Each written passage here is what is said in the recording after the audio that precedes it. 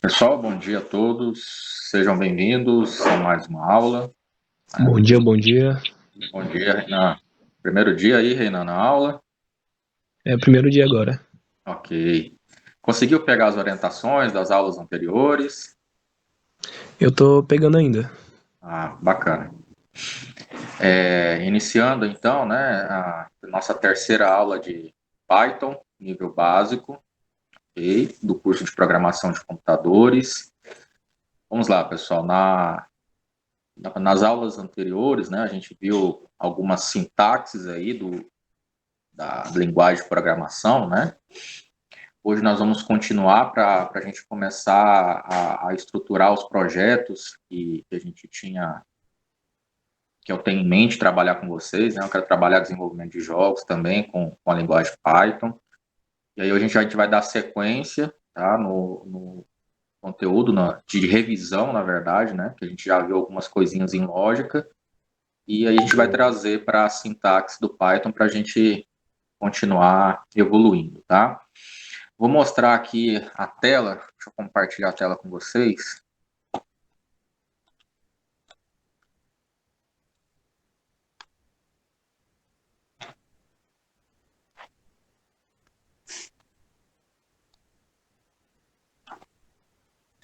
Ok, então todo material disponibilizado, né? Deixa eu até acessar aqui o Google Sala de Aula.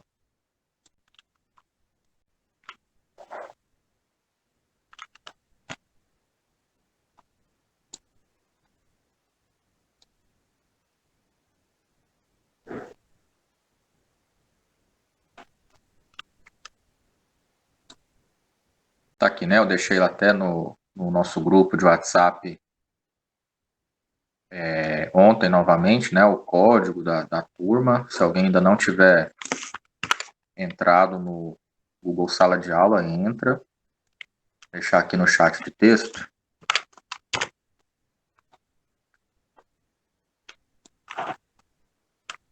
Lá já tem os conteúdos da primeira e da segunda aula, né? Dia 13 e dia 18, ok? Tem todos os tópicos, tem o material e tem a atividade do dia, ok? Hoje, daqui a pouco, eu vou abrir a aula 3, já com o material, né? O material é o mesmo, a apostila que eu disponibilizei ontem. Então, se vocês virem aqui na opção material, aí tem aqui, né, as três apresentações que foram utilizadas na aula de ontem, juntamente com a apostila de nível básico aí, né, um material muito bom que eu achei do Instituto Federal de São Carlos, tá? E a gente vai utilizar essa apostila por enquanto, ok? Façam download da apostila, tá? Para que vocês possam acompanhar.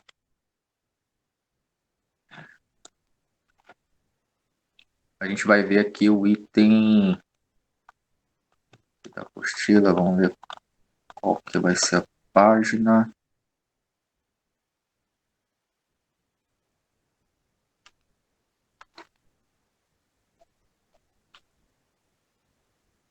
Ok, aí com relação à instalação, com relação à disponibilidade, né, dos softwares, você chegou a ver essa questão, Reinan, para poder estar acompanhando e desenvolvendo também durante as aulas?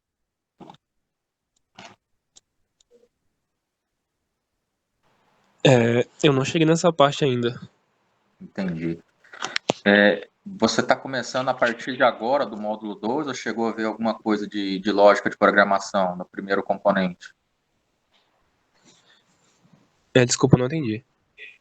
Você chegou a ver alguma coisinha do primeiro componente de lógica de programação? A gente está no segundo componente, né? Que é o Python,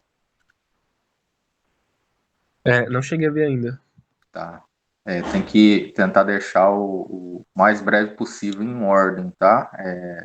Para acompanhar Python, tem que ter visto lógica de programação, né? A gente está vendo revisão de lógica de programação também em Python, tá? Mas para não ficar muito perdido, né? Lá no grupo tem as aulas gravadas, inclusive de lógica de programação. Renan, se você for vir aqui lá no Google Sala de Aula, né? Você tem acesso ao Google Sala de Aula? Tenho sim. Beleza. Aí esse de Python, eu acabei de passar aqui o código no chat. O de lógica, você vai acessar ele.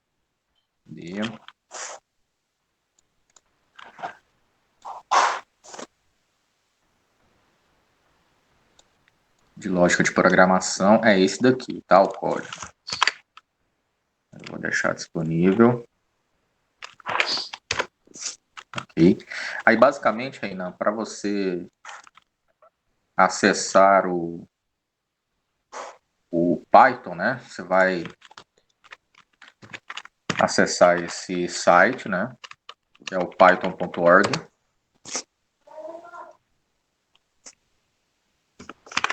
Deixar o link aqui. Dentro desse site aqui, que é o python.org, tem o instalador, né, do idle, que é o terminal, onde a gente vai... na verdade, é o terminal e o interpretador, né, dos códigos, que é onde ele vai compilar todo o código que nós formos executar, né? Então, por exemplo, se você tiver na plataforma Windows, macOS ou até mesmo Linux, né, você tem que escolher. Então, se for o Windows, você escolhe o instalador na versão 64 bits, né, para hardwares atuais. Faz todo o processo de instalação, que é normal, inclusive lá no nosso grupo tem a aula onde eu fiz a instalação passo a passo, né? Então, se você estiver acompanhando e tiver alguma dúvida, só me chamar para poder te auxiliar, tá bom? Fez a instalação do idle, que é o compilador, né, o interpretador Python, tem lá no site da JetBrains o instalador do PyCharm. Você vai precisar do PyCharm para a gente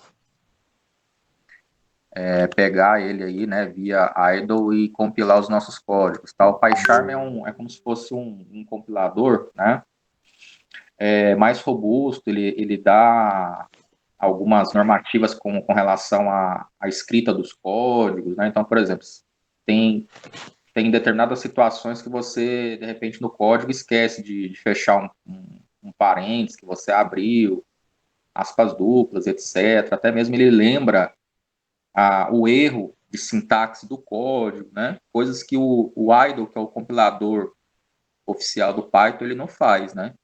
Então, o PyCharm, ele tem justamente essa função. Tá? Então, a gente vai precisar dele também, tá bom? Beleza. Aí, o PyCharm é aqui, ó. Vai digitar JetBrains, PyCharm.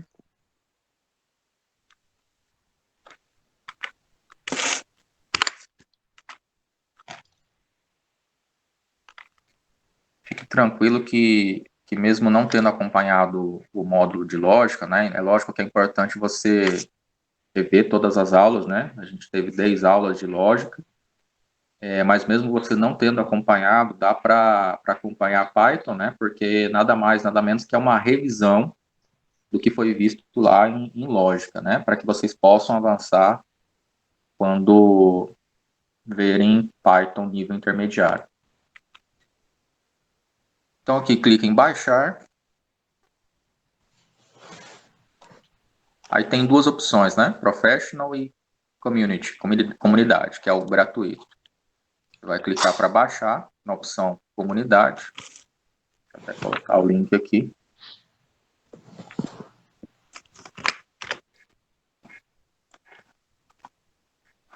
A instalação dele também é bem simples, bem tranquilo, tá? Não tem segredo.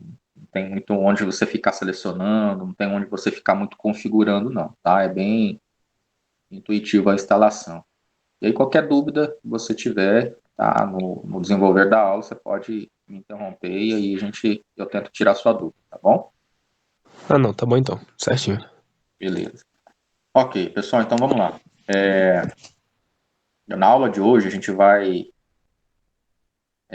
continuar aqui na nossa apostila, né? Que é a apostila de eu coloquei como referência lá no Google Sala de Aula. E ontem a gente viu algumas sintaxes com relação. Olá, bom dia, Celso.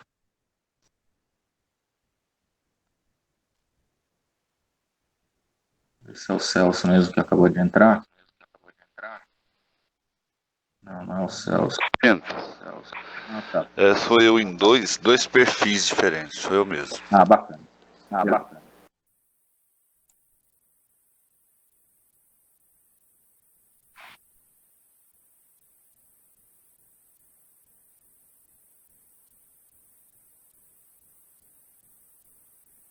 Ok, pessoal. Para quem estiver acompanhando, né? Já tiver feito o download da apostila, lá na página 13, tá? Tem um item falando sobre listas. Tá? A gente vai ver um pouquinho sobre esse assunto. E aí depois a gente vai fazer uma revisão sobre as estruturas condicionais, né? Que é o se simples, o se composto, né? Que é o if e o else, né? A gente levando aí para tradução para o inglês, né? A linguagem própria é o if e o else, tá? Então a gente vai ver um pouquinho de listas, depois condicionais, tá? E praticar alguns exercícios, tá? Então lá na página 13 da apostila, listas, né? Item 5. Lista é um conjunto sequencial de valores onde cada valor é identificado através de um índice. O primeiro valor tem índice 0, né? Uma lista em Python é declarada da seguinte forma. Então aqui o nome dessa lista, né? E entre colchetes aí, né? Os valores respectivos dessa lista, né? E até mesmo o tamanho que essa lista tem, né? Você pode determinar aqui o tamanho dessa lista. Uma lista pode ter valores de qualquer tipo, incluindo outras listas, né? Então, eu tenho aqui L, né, igual. Eu tenho aqui um numeral 3, eu tenho aqui uma string, né, que é um texto dentro dessa lista. Eu tenho aqui float, né, que é um número real, 9.7. E, inclusive, aqui eu tenho uma outra lista encadeada dentro da lista principal, né? Então, aqui eu tenho uma outra lista aí de 3 itens, 5, 6 e 3, ok? Então, aqui essa lista eu posso misturar os diversos tipos, né, de dados aí que existem, né? Os comandos para impressão de valores dentro de uma lista, né, depois que você declarou a sua lista, depois que você atribuiu valores a ela, você imprime esses valores nos comandos de saída, né, print. Chamo o nome atribuído para essa lista, né, que aqui foi L, e aqui a ordem na qual essa lista, esse dado se encontra dentro da lista, nesse caso a posição 2, né? Então, se lá em cima comentou que o índice, né, começa na posição 0, eu tenho aqui como resultado de impressão o dado 9.7, né? Então, aqui a lista, o 3 começa na posição 0, abacate, posição 1, e aí o 9.7 na posição 2. Né? Então, o resultado de saída da impressão desse comando é o 9.7. Se for pedido aqui o comando print o índice 3, eu vou ter como resultado de saída esses números aqui, né? Como se eu tivesse uma lista dentro dessa lista principal. Pode perceber que essa lista aí de 3 índices, ela está isolada por vírgula dentro dos itens da lista principal. Então, ela vai imprimir essa lista todinha, né? 5, 6 e 3. Agora, eu tenho esse outro comando, que é um comando de impressão também, uma lista, né, no índice 3, posição 1, né? Então, aqui a lista aqui é L3, né? Aqui, ó, posição 3, ó, índice 3, né? Então, esse aqui é o índice 3. da lista principal. Ele pediu para que dentro dessa outra lista aqui seja impresso a posição 1 ou o índice 1. Né? Então, aqui dentro dessa outra lista, eu começo a contar os índices novamente. Né? Então, 0 para a posição 5, 1 para a posição 6 e 2 para a posição 3. Né? Então, aqui, qual que vai ser o resultado de saída desse comando? Vai ser o número 6. Tá? Entrando aqui no PyCharm, né? Que é onde a gente vai fazer a codificação de todos os exercícios, de todos os projetos, para você gerar um arquivo novo, né? Novamente relembrando, botão direito do mouse em cima desse diretório principal, né? Eu vou vir na opção New,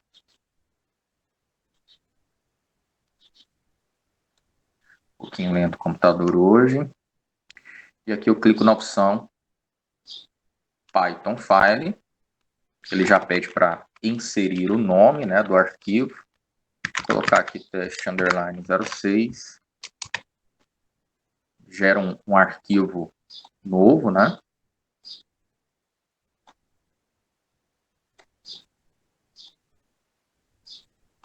Ok, então eu começo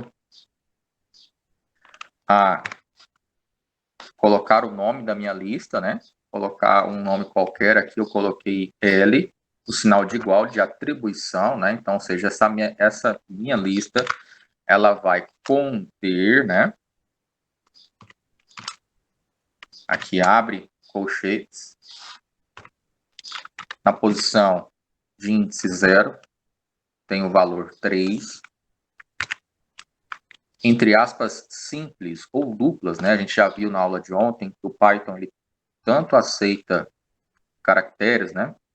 Quando você coloca na declaração de variáveis ou até mesmo nos comandos print para poder imprimir o resultado de saída, tanto você colocando aspas simples como aspas duplas ele aceita, né? Então aqui entre aspas simples, abacate, vírgula, um dado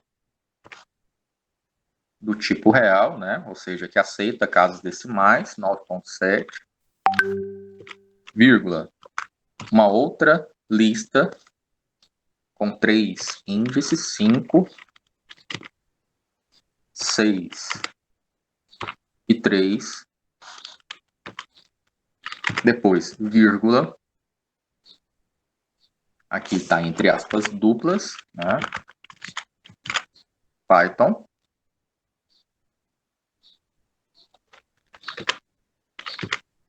vírgula,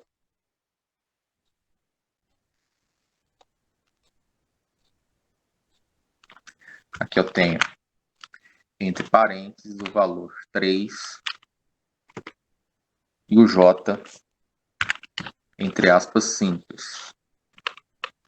Fecho colchetes, né? Ou seja, abri aqui na minha primeira lista, abri aqui para incluir uma segunda lista dentro da lista principal e aqui eu fechei a lista principal. Ok, feito isso, eu vou imprimir os comandos, né? Os dados que estão presentes aí nessa lista. Print L, que é o nome da minha lista,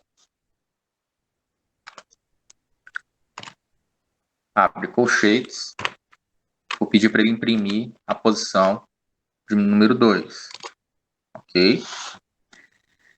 Aqui ele só vai exibir o resultado na hora que eu pedir para executar, né? Então, a gente tem a opção de clicar em cima do arquivo aqui, em cima, né? Eu tenho vários arquivos aqui em aberto, teste underline 03, teste underline 04, teste underline 05 e esse aqui que eu acabei de criar. Tá? Então, você clica com o botão direito e vai na opção Run Test underline 06. Tá? Se você vir direto aqui, ele vai compilar o projeto anterior.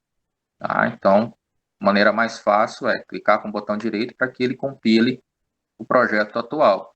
Ou se você vir aqui, né, ele aparece também, tá? Nesse caso aqui, ele vai compilar também o projeto anterior, né? Ou seja, esse aqui que foi criado, ok?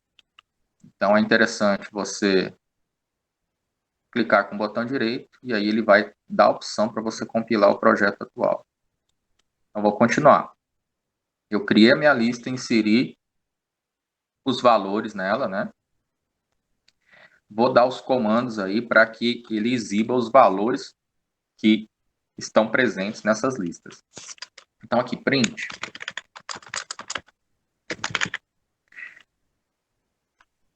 Ele vai imprimir a lista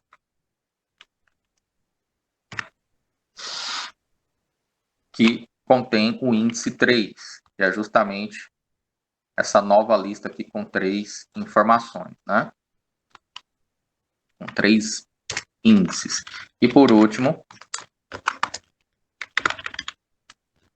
print lista índice 3. Aí perceba que eu abro colchetes novamente, né? É como se eu estivesse adentrando a segunda lista. E aí dentro dessa segunda lista, ele vai imprimir para mim a posição 1, né? O índice 1 dessa lista. Ok? Feito isso,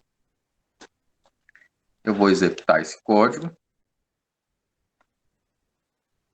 Ah, lá, detalhe, né? Eu pedi para compilar e simplesmente ele executou outro arquivo. Então, venho com o botão direito, run test underline 06, né? E aí, aqui no console, aqui embaixo, justamente aquilo que nós já tínhamos visto aqui no exemplo da apostila, né? Então, ele imprimiu aqui 9.7, e a segunda lista, 5, 6 e 3, né? Uma lista com 3 índices, 3 posições, e o último ele imprimiu o valor 6.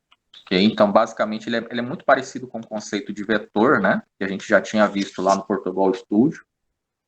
O conceito basicamente é o mesmo, ele trabalha com os índices, né? Que são as posições. Então, você armazena os dados, cria a sua lista, e para você imprimir ou mostrar os valores presentes nessa lista, você utiliza esses comandos, né?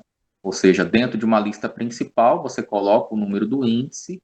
Se eu tiver uma outra lista dentro da lista principal, eu tenho que me lembrar de colocar o índice, né? Ou seja, essa lista está na posição 3, no índice 3, e aí abro um novo colchete, né? Ou seja, significa que eu estou adentrando dentro dessa nova lista, e aí eu coloco a posição informada, né?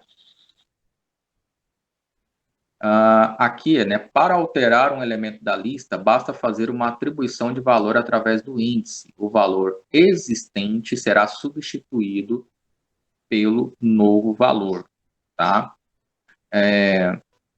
Então, eu tenho aqui nessa lista principal, no índice 1, né, uma string chamada abacate, né, um texto dentro daquela posição na memória foi armazenado aí a palavra abacate. Se eu fizer uma nova atribuição aqui embaixo, né? Então, ou seja, na minha lista, na posição, aqui a posição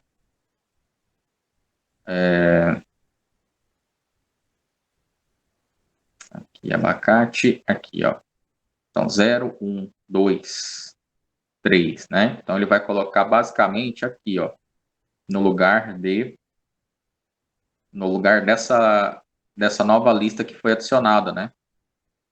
Ou seja, com 5, 6 ou 3. Então, se eu fizer uma nova atribuição aqui, ele vai automaticamente inserir no lugar dessa lista, né? Inserir a nova string, um novo conjunto de texto que foi adicionado aqui. E na hora que for pedido para imprimir essa lista, ele vai imprimir justamente todos esses valores aqui, né? Então, aqui, independente do índice da posição, eu simplesmente dei um print e coloquei o nome dessa lista, né? Que foi declarada anteriormente. Ele vai imprimir e mostrar todos os valores dessa lista. Tá? Então, ele, em vez de inserir um novo valor, ele vai registrar dentro de uma determinada posição, tá, esse novo elemento aqui. Então, basicamente, vai funcionar dessa maneira. Então, aqui L, né, que foi declarado anteriormente,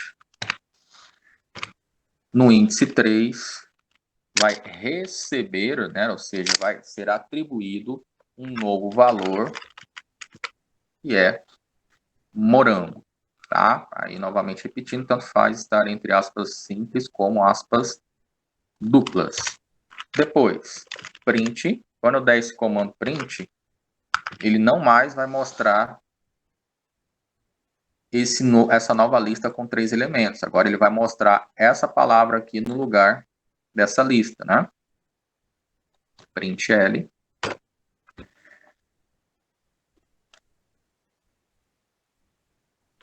Aqui eu vou esconder esses comandos. Esconder não, né? Na verdade eu recortei aqui, depois eu vou colar novamente. E depois eu vou compilar o código. Tá? Botão direito, Run Test. E aqui, ó, exatamente o que foi proposto, né? Ele não exibiu mais a lista com 3 índices, né?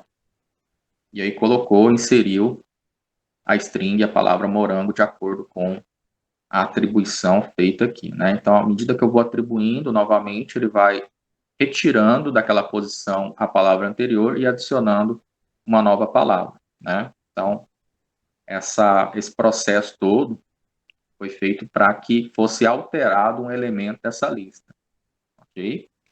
A tentativa de acesso a um índice inexistente resultará em um erro, né? Ele vai dar um erro automaticamente. Então, por exemplo, se eu der aqui uma lista informando que no índice 7 vai ter que ser atribuído, vai ter que ser adicionado essa string, essa palavra aqui, banana, por exemplo. Ele vai aparecer esse erro aqui, né, informando que não existe a posição 7, né? Então, por exemplo, aqui 0, né? 1, 2, 3, 4. E aqui nós temos a posição 5, né? Então, claramente aqui, na hora que eu for tentar inserir, ele vai dar esse erro, porque o tamanho da minha lista, ela suporta até 5. Então, se eu colocasse aqui 5, ele iria adicionar aqui, né? Nesses elementos, substituir esse elemento pela palavra, né? Então, eu tenho que determinar aí um tamanho padrão para que eu possa inserir automaticamente esses valores, né? Então, se eu colocar aqui L igual a 7, né? O índice 7, palavra banana. Vou colocar para compilar. Vai mostrar justamente o erro, né, que foi mostrado aqui na apostila, né, index error, né, ele está tentando indexar a palavra, está tentando adicionar e não está achando espaço suficiente dentro dessa lista, né, ou seja, lá em cima foram adicionados os itens e foi determinado 5 posições apenas para essa lista. Então, automaticamente, quando ele tenta buscar na posição 7, ele não acha e dá esse erro, tá? Algumas funções com essas listas, tá? Aqui na tabela da página 14, a gente tem alguns exemplos, né, onde com algumas funções a gente consegue retornar informações trabalhando diretamente com operações em listas, né? Por exemplo, a função len retorna o tamanho da lista. Tá? Então, eu crio uma lista com 4 posições, né, com 4 dados, e ele me retorna o tamanho exato que essa lista contém, né? Min retorna o menor valor da lista, né? Então, eu tenho aqui o comando min, abre e fecha parênteses, o nome dessa lista. Tá? Aqui a gente colocou L, poderia ser qualquer nome, né? Depende do nome que você atribui aqui, você tem que colocar da mesma forma aqui, tá? Então, max L, né? Aí ele vai atribuir que no índice 1, né, o maior valor aí achado foi o valor 40, né? A mesma coisa que o sum, ele retorna a soma dos elementos dessa lista, né? Sum, nome da lista, ele soma todos os valores. Append, adiciona um novo valor à lista. Tá? Então, essa lista inicial foi criada com 1, 2, 3, né? Ou seja, 3 índices. No final, eu quero adicionar um novo elemento, né? Caso eu não tenha reservado um espaço a mais. E aí eu posso adicionar a partir desse comando também. Extend, insere uma lista no final de outra lista. Tenho essa lista principal, eu tenho a partir do l.extend, né, uma nova lista com 3 novos índices. Né? Então, dentro da lista principal, ele continua adicionando outra lista. Del, remove um elemento da lista dado o seu índice. Então, ele deleta aqui, dentro da lista, um dado especificado, né? Um elemento dentro da lista principal. Win, verifica se um valor pertence à lista. Então, eu determino que, por exemplo, dentro dessa, né, por exemplo, da lista de convidados, né, que a gente fez no Portugal Studio, eu coloco lá um nome qualquer, ele vai fazer a verificação, né, ele vai verificar se o nome está existente ou não dentro dessa lista de convidados, né, e aí ele retorna com uma estrutura lógica dizendo se é true ou false, né, true, verdadeiro, falso, false, né, para uma condição falsa, né?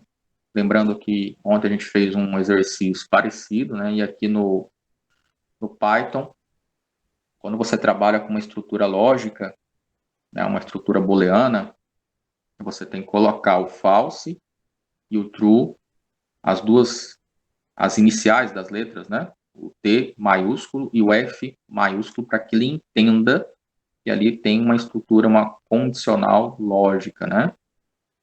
O sort, ele ordena em ordem crescente os elementos desse vetor, tá? Então, sort e o L, né, ponto sort, ele vai fazer a ordenação em ordem crescente. Reverse, contrário, né? Inverte os elementos.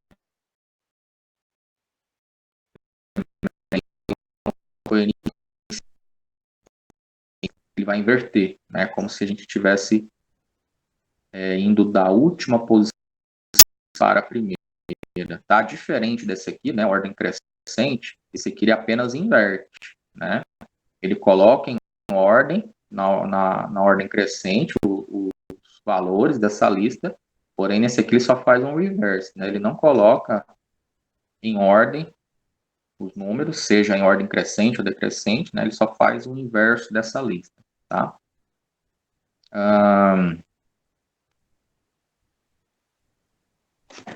Dar alguns exemplos aqui.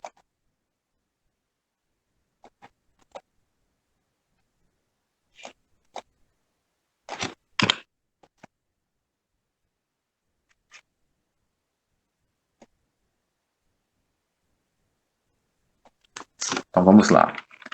Esse len, né, que determina o tamanho, entre parênteses, o nome da minha lista, né?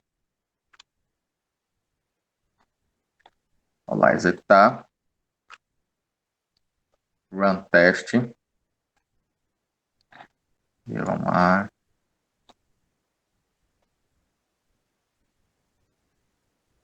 Aqui, detalhe.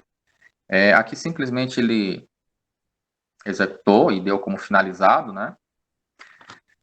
Para que ele mostre para você, exiba o resultado, eu não posso me esquecer do comando print, né? Para que ele realmente exiba o resultado. Então, aqui eu vou executar, botão direito,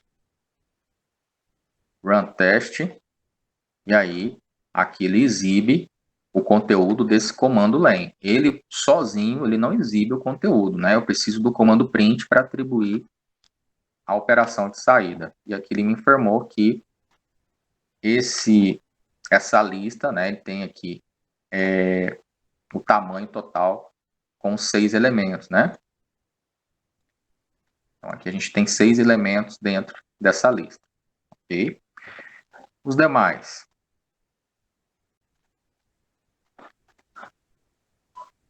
Eu só vou alterar aqui.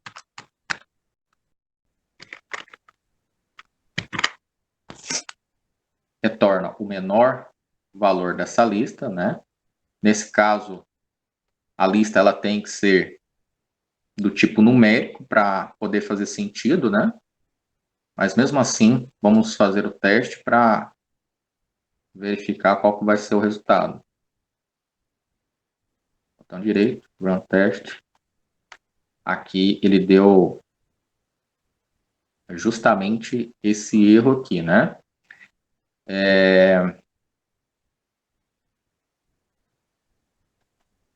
Aqui ele está dando a mensagem, ó. Type error, né? Tipo, ele está tentando fazer o comparativo, retornando o menor valor da lista, porém ele está verificando que dentro dessa lista a gente tem string, né? Junto, o que faz com que esse código não seja compilado, né? Então ele vai fazer a compilação e vai dar esse erro aqui justamente por ter números do tipo int juntamente com str, que é a string, tá? Então aqui nesse caso vai dar esse erro, tá? Ele tem que ter uma lista onde a gente só tenha valores, né? Seja ele real, né? Ou do tipo inteiro. Mínimo. Aí depois máximo também vai ocasionar o mesmo erro, né? O append, que adiciona um novo valor no final da lista. Então aqui, ó, vamos colocar aqui o L, que é o nome da minha lista, ponto append, e o valor que vai ser adicionado no final dessa lista, tá? Vou colocar aqui para rodar. Vamos lá ver o que tá. Type erro nome type.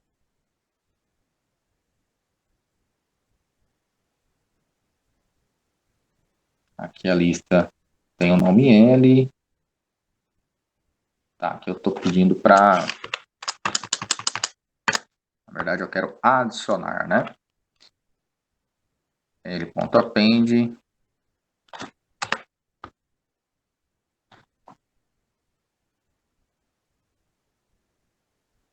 Ok. Vamos executar o código.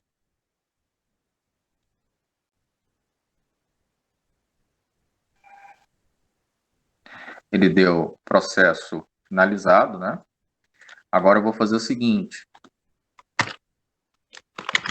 Eu vou dar o comando print e vou fazer com que ele mostre todo o conteúdo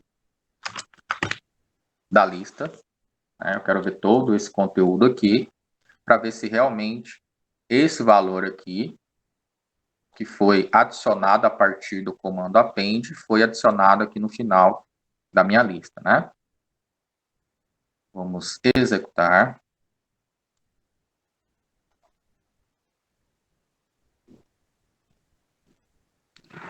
Vamos lá, type o nome type.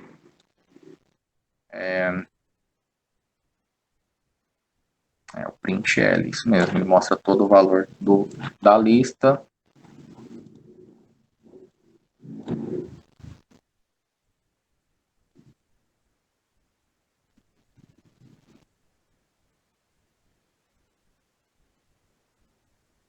Ah, tá, detalhe aqui. Print L. Entre colchetes eu tenho que indicar a posição, né? No caso eu quero a lista completa. Então eu não preciso colocar entre chaves. Botão direito, run teste. Não, ele não está adicionando, ele não está reconhecendo o L.append.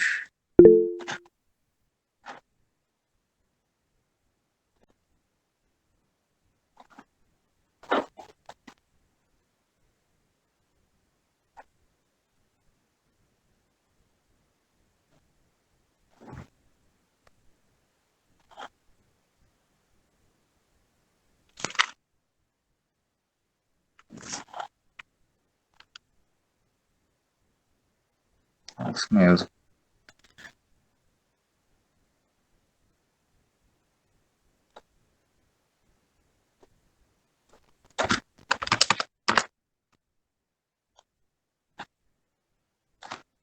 Ok, vamos adicionar. Tinha colocado um código a mais. Ok, não aparentou erro, né? Agora eu vou pedir para exibir novamente o conteúdo da lista, né? Print L. Vamos lá, executar. E aí você percebe que o valor 100 aparece aqui no final da lista, né? Então vamos lá. Vimos aqui o comando append. Extend, insere uma lista no final de outra lista, né? Então, se eu colocar aqui L extend, uma lista extensiva, né? Extend.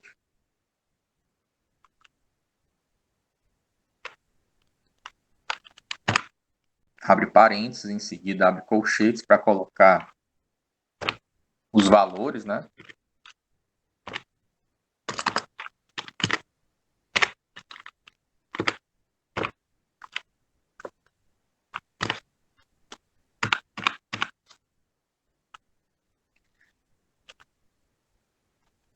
Então, ele vai adicionar no final esses novos valores, 3, 4 e 5, né? Então, vou aqui clicar para executar. Ok, nenhum erro, né? Processo finalizado, não vai exibir nenhuma mensagem, porque ele apenas inseriu dentro desse conjunto, dentro dessa lista. Agora, para exibir, print L. Botão direito, run test. Aí você pode perceber que no final da lista, né, do último elemento que nós tínhamos, ele adicionou, a partir do comando L.extend, esses três valores, 3, 4 e 5. Ok? O del ele remove um elemento da lista de acordo com o índice, né? Então tem que dar o comando del, o nome da lista e o valor exato que eu quero eliminar, né? O in, verifica se um valor pertence à lista, né? Basicamente é um comando básico de procura, de busca, né? Então aqui eu coloco o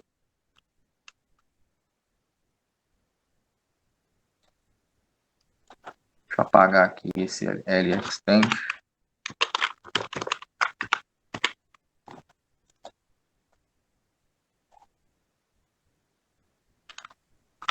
Aqui eu vou colocar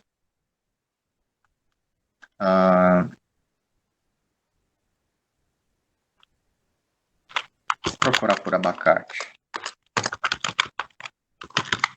Abacate em L.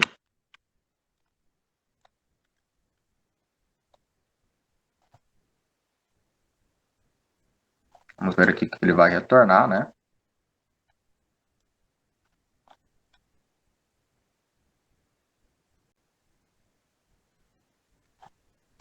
Aqui, vamos colocar, vamos ver se é isso.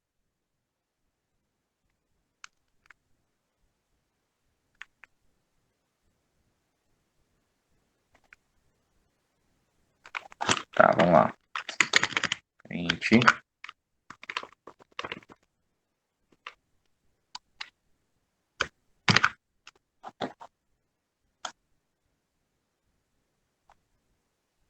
Aqui, né? Para exibir, tá? Então não adianta só colocar o código em si, né? A função para determinar a busca ou a extensão, né? Ou você deletar alguma informação dessa lista.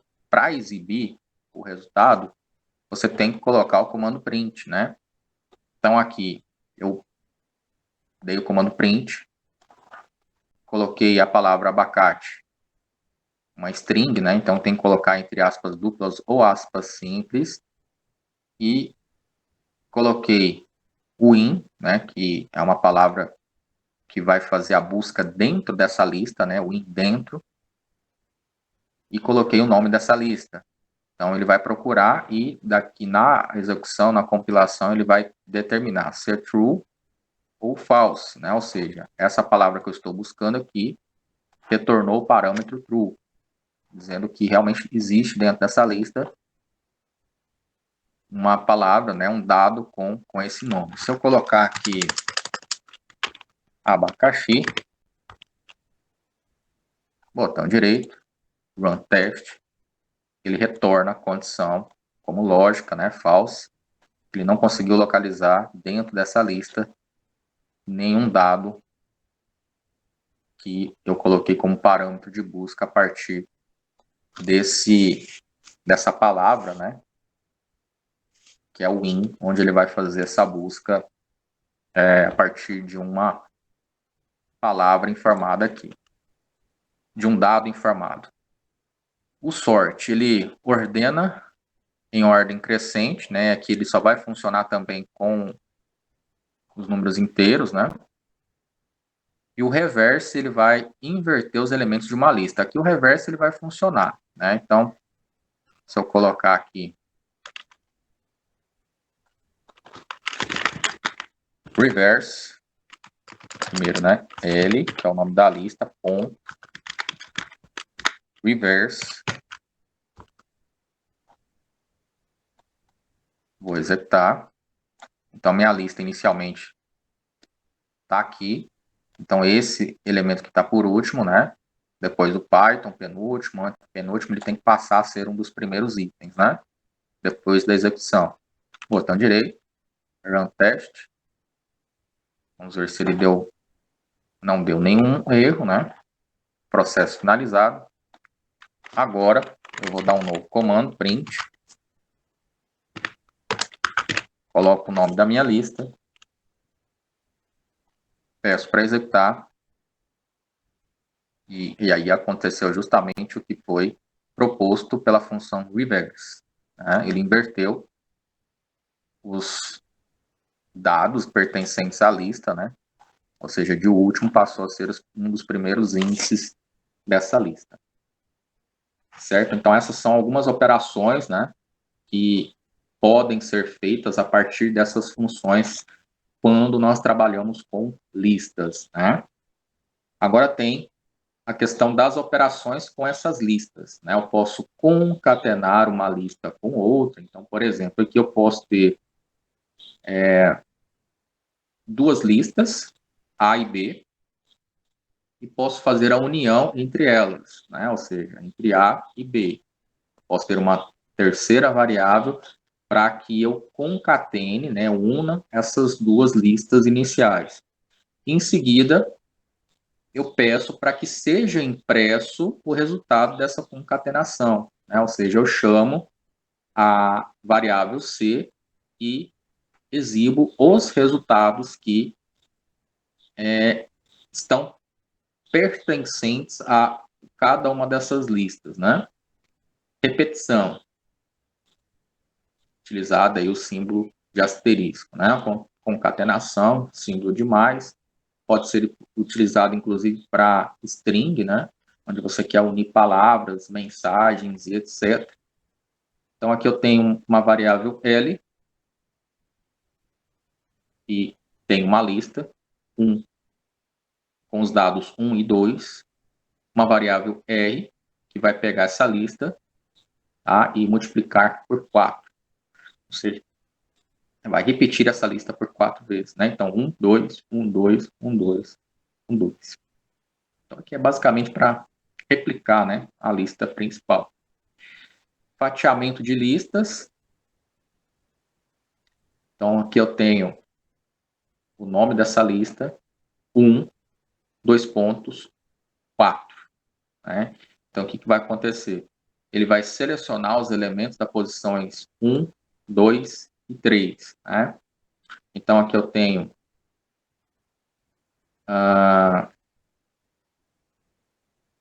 começando aqui, né, da posição 1, o índice 1, 2, 9.7. Depois, essa lista aqui, né? Só que aí, esses dados aqui, que é o Python, e esse conjunto com 3 e o J, ele não mostra. Por quê? Porque eu coloquei aqui, eu determinei, né? Não, nossa, professor, aqui ele não deveria mostrar a Python também, sendo que ele está colocando aqui do índice 1 até o 4. Não, em Python é um pouquinho diferente, né? Então, assim, a gente até se acostumar com a sintaxe da linguagem de programação, né? Se a gente fosse levar ao pé da letra, ele teria que mostrar os valores da posição 1 até a posição 4. Mas não é o que acontece. Ele sempre deixa a última posição, né? Ou seja, esses 2 pontos significa de até, né? Ou seja, do índice 1 até o índice 4. Mas, na verdade, ele decrementa, né? Ou seja, ele mostra, em vez de mostrar a última posição, ele mostra a penúltima. Tá? Então, basicamente, quando você coloca, se você quisesse mostrar Python, teria que ser de 1 até o 5. Né? Por quê? Porque ele estaria parando a verificação, né? Ou seja, de mostrar os itens da lista na posição 4, e ele deixaria a posição 5 de fora, né? Então, eu tenho que me lembrar desse detalhezinho quando eu for mostrar, exibir itens de uma lista, levando em conta que o até a última posição, eu tenho que lembrar que ele vai parar sempre na penúltima, né, e não na última posição determinada aqui no comando, tá? Seleciona os elementos a partir da posição 2. Então, eu tenho aqui um comando L, entre chaves, 2, e em seguida 2 pontos, né? Então, aqui eu tenho posição 0, 1, 2. A partir da segunda posição. Então, aqui ele vai exibir 9.7, uma nova lista aqui, 5,6, 3, Python e o restante dos elementos, né? L, 2 pontos, né? Perceba que agora os 2 pontos, ele vem antes do índice que for indicado. Seleciona os elementos até a posição 3, é aquilo que eu comentei. Né? Aqui, ele está de 1 até 4. Mas em Python ele reconhece até a penúltima casa, né, que foi informada. Então ele vai mostrar até 3, na verdade, não até 4. Então, para mostrar uma posição a mais do que a gente queria, eu tenho que colocar um índice, né, uma posição a mais. Então, 2.4, ele vai mostrar até a posição 3. Okay? Então, 3, que é a posição 0. Abacate, que é a posição 1.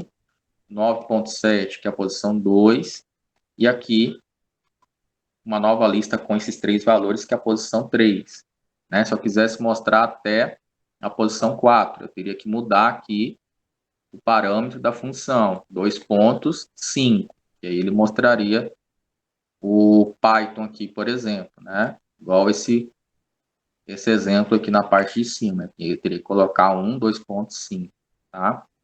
Então, a diferença aqui dos 2 pontos, depois do valor do índice ou antes, os 2 pontos depois, ele começa a contabilizar, mostrar os elementos a partir daquela posição informada. Aqui, o antes do índice informado, ele mostra os elementos daquela lista até um determinado ponto que você determinou aqui. Tá? Então, a diferença básica do antes e depois, né, dos 2 pontos, é justamente essa.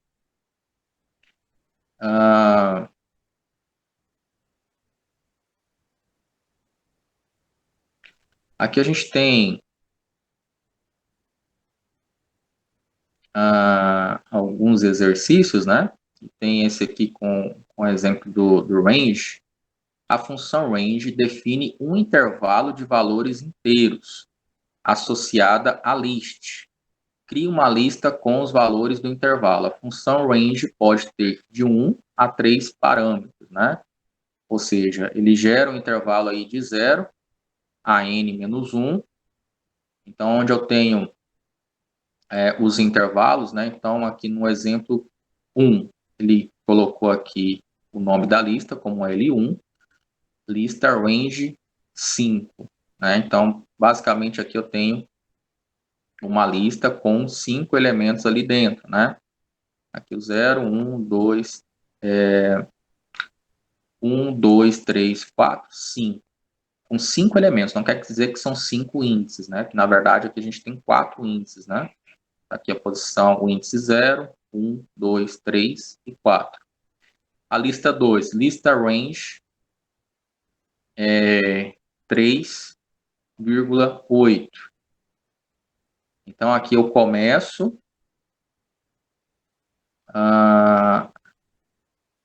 aqui 3, 4, 5, L2, print L2. Print L2. Vamos lá, que ele criou uma lista com isso, com 3 elementos. 3 e 8. List range 2, 11 e 3. Print L3. 2, 5 e 8. Tá, vamos lá, deixa eu colocar esses comandos aqui para a gente entender a questão do list range aqui, né?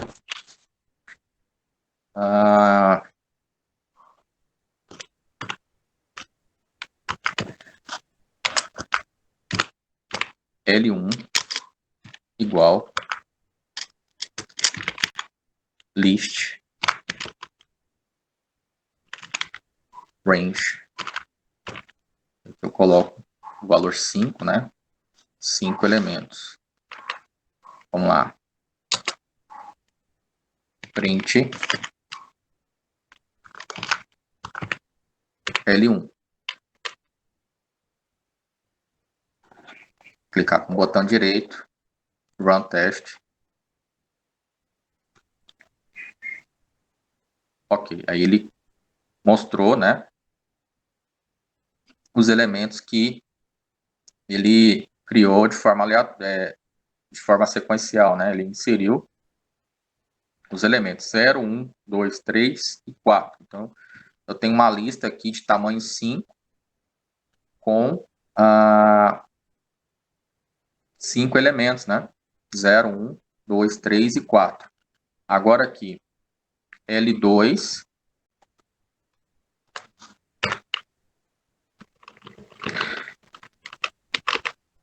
Agora aqui, 3,8. Print L2.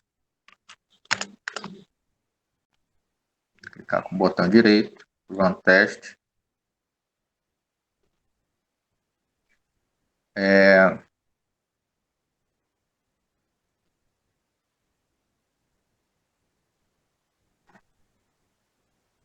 5 e 3, 8, né? Ok. Aqui a gente tem 5 elementos dentro dessa lista, né? L2 que foi criada. Porém, você pode perceber que ele inicia a inserção do dado como elemento 3, né? Então, ele inicia aqui como 3. E aí ele vai até a posição 8, que na verdade decrementada viria até 7, né? Então, por exemplo, se eu quisesse exibir aqui 3, 4, 5, 6, 7 e 8, eu teria que colocar aqui o valor 9, né? Então, vamos ver se é isso mesmo. Vamos colocar 3,9. Vamos pedir para executar. E aqui justamente o que eu havia comentado, né? Então, eu inicio a criação da minha lista com o elemento 3 e vou até o elemento 8. Lembrando que incrementação de listas, a posição que eu coloco aqui vai de acordo com, por exemplo, né? Até a posição 8, ele mostra o penúltimo elemento, que é o 7. Se eu colocar 9, ele mostra o penúltimo elemento, que é 8. Tá? Então, aqui o range, ele quer dizer que eu começo a implementação da minha lista a partir do elemento 3 e vou até o 9, levando em conta que quando eu peço para ele imprimir, ele mostra o penúltimo elemento. Tá?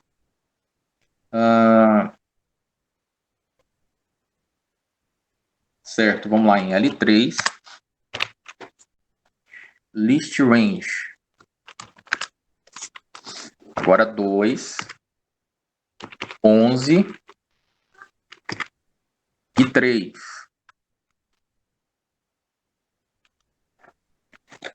Print L3. Botão direito. Run test.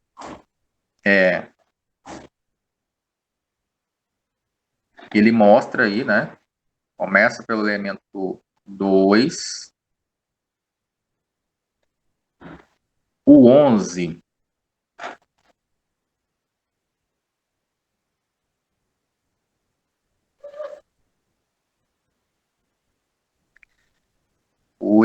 Aí o 11 seria a posição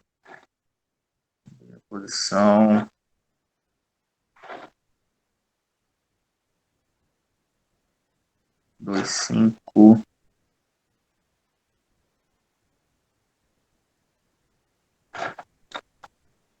Aqui, né? Ele gera um novo intervalo.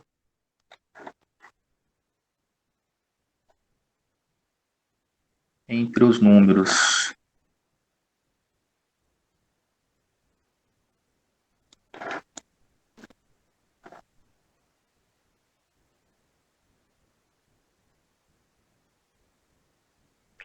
Tá, na verdade aqui, esses números 2, 11 e 3 é o intervalo, é o número do intervalo que nós temos entre os números pertencentes à lista, né? Então aqui ele inicia a lista com o elemento 2. Nós temos em seguida o 11. Então, a posição 11 do elemento, nós temos aqui no índice 11, né? Nós temos o elemento 5.